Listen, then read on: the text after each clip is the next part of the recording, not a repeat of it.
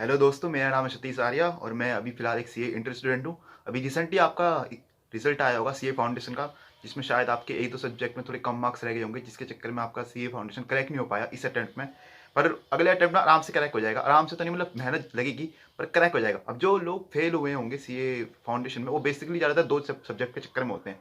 एक होता है बिज़नेस लॉ और एक होता है मैथ। देखो, मैथ के लिए मैं अगली वीडियो बनाऊँगा, ठीक है ना? इस वीडियो में बताऊँगा तो फिर बहुत लंबी वीडियो बन जाएगी। इसमें मैं फ़ोकस करना चाहता हूँ मेनली बिज़नेस लॉ पे। अब बिज़नेस लॉ एक थियरी सब्जेक्ट है, तो काफ़ी लोगों को याद करने में मतलब बहुत प्रॉब्लम होती है। वैसे याद करना आसान है, पर इसलिए प्रॉब्लम होती है क्योंकि वो पहली बार ये सब्जेक्ट पढ़ रहे हैं, तो इसलिए थोड़ा डर और एक वो बैठा रहता है। और इंडस्ट्री में हवा बना रखी कि लॉ टफ है, लॉ टफ है। एक्चुअली ऐसा कुछ भी नहीं है, ठीक है नहीं? मैं खुद फर्स्ट अटेम्प्ट में ना मतलब फेल हुआ था, क्योंकि मेरे को भी जो हवा लगी थी कि बहुत टफ है, तो मैं फर्स्ट अटेम्प्ट में फेल हुआ था, जबकि सेकंड अटेम्प्ट में पास कर था, क्योंकि मैंने कुछ मेरी पर्सनल ट्रिक्स और टिप्स थी और कुछ प्लान थे, जिसके चक्कर में मैं आसानी से लॉ करेक्ट कर पाया था। मेरे 61 प्लस आए थे, जिसमें सिर्फ 61 में से 50 खाली उस मार्क्स के थे, किसके? लॉ के। बाकी 10 मार्क्स इंग्लिश के। तो लगा सकते हो कि मैंने लॉ की किस प्रकार प्रिपरेशन की थी अपने सेकंड अटेम्प्ट में।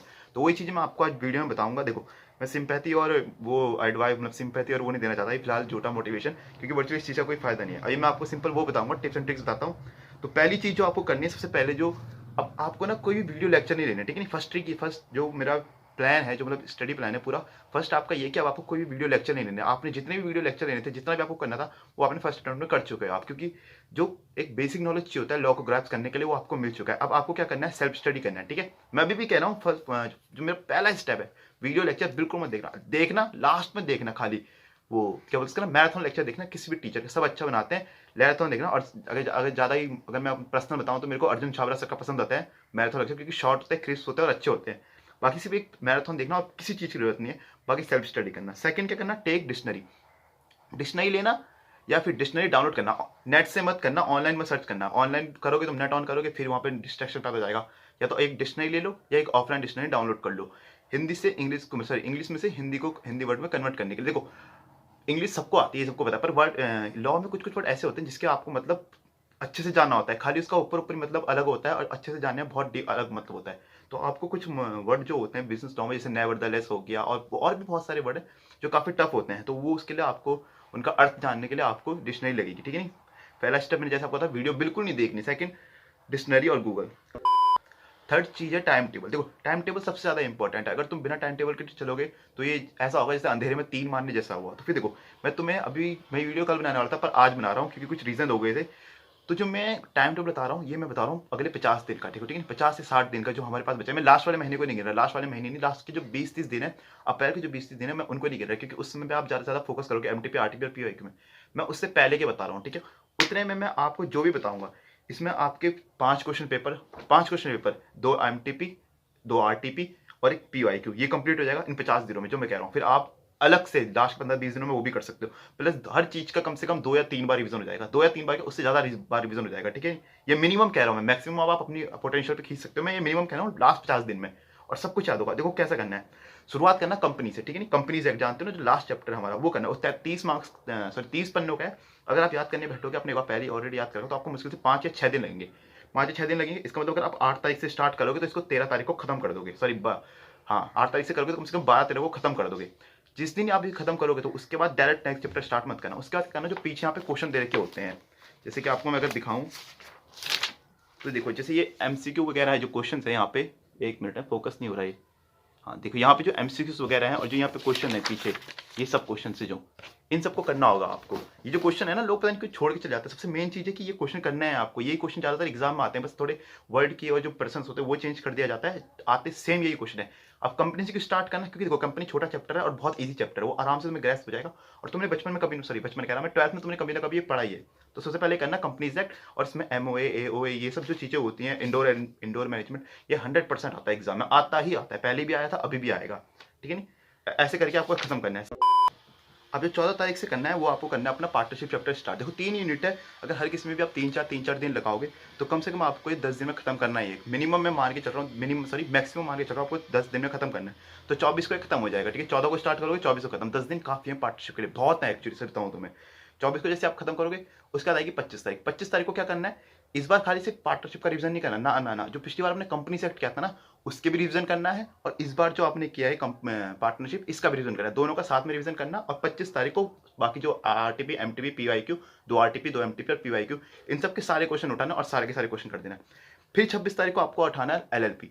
अब 26, 27 और 28, और अगर कभी पार्टनरशिप अगर आप जल्दी खत्म कर दे तो इन 4 दिनों में, इन 3-4 दिनों में आपको एलएलबी खत्म करना है। देखो एलएलबी बहुत छोटा चैप्टर है, खाली 5 मार्क्स का आता है, ठीक है नहीं, 5 से 7 या 10, इससे ज़्यादा 10 तो मैं बहुत मतलब एकदम रेयर चांसेस होगी, मिनिमम और मैक्सिमम 5 मार्क्स का आता ही आता है करीब करीब।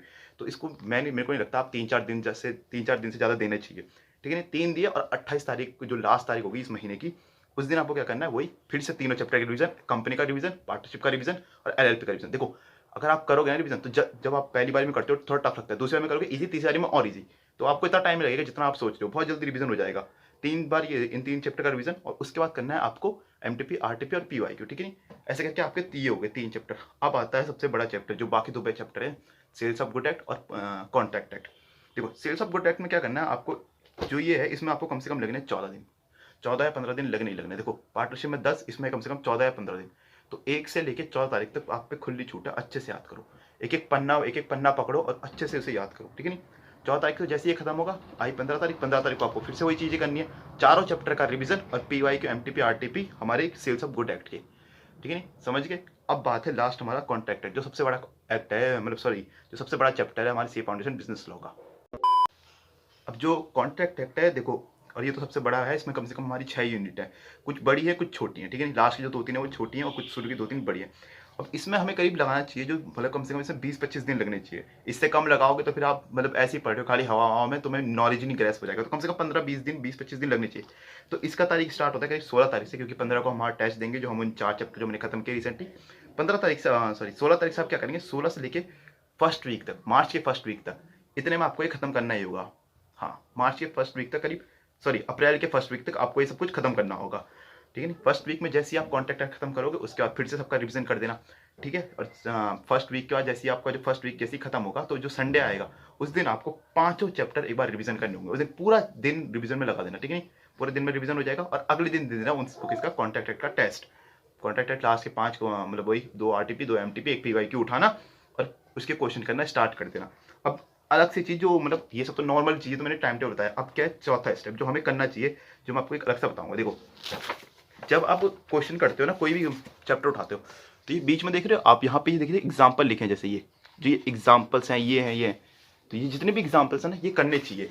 अब क्यों करनी चाहिए, देखो जब एग्जाम में दिया था ना, जब एग्जाम में मैंने पहले अटेम्प्ट दिया था, तो मैंने वहाँ देखा ना कि जितने भी एग्जाम्पल्स हैं इनको तोड़ मरोड़ के या जोड़ के या फिर 2 एग्जाम्पल का एक एग्जाम्पल बना के या उनके नाम चेंज करके सेम वही क्वेश्चन वहाँ डाल रहे होते हैं, सेम टू सेम क्वेश्चन। मैं कह रहा हूँ बहुत सारे क्वेश्चन ऐसे होते हैं, जब आप पढ़ोगे ना एग्जाम्पल पढ़ोगे आप, एक तो इससे क्या होगा, आपको अपना लॉ जो आपने याद किया है, जो आपने ऊपर पढ़ा है, जो भी आप एक्ट पढ़ोगे, कोई वो पढ़ोगे, एक स्पेशल सेक्शन पढ़ोगे, उसका नीचे अच्छे से एक्सप्लेनेशन दे रखा होता है और एग्जाम्पल से और अच्छे से हेल्प आती है।